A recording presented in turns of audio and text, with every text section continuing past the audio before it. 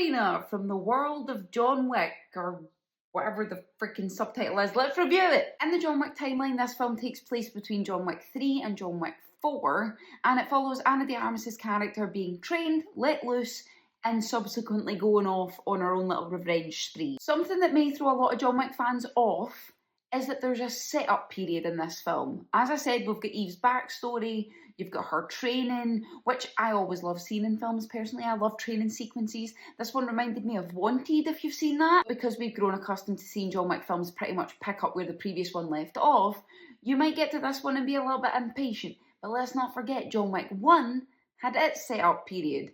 I know it's been a while, but let Ana de Armas be a badass, okay, and be patient, children. That whole part of the film lets you see the inner workings of the programme that she's going through, and it actually addresses something that the film was criticised for pre-release, the fact that she will never be as badass and as unstoppable as John Wick.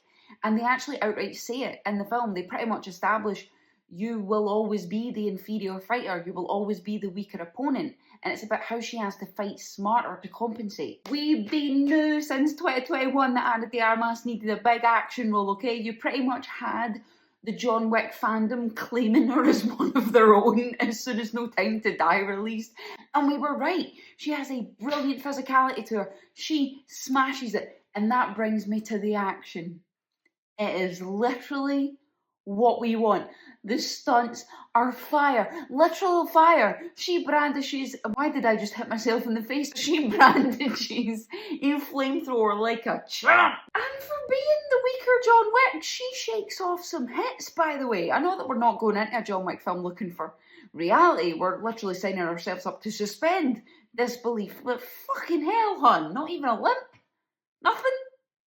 Okay. And while I say we suspend disbelief in these films, I have one massive question. How the frick is John Wick in this movie? Twice. He's in it twice.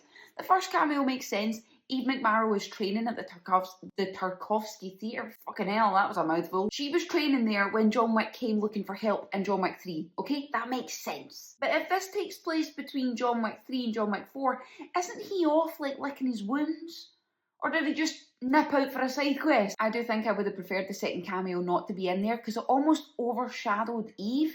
Because he is the literal definition of built different.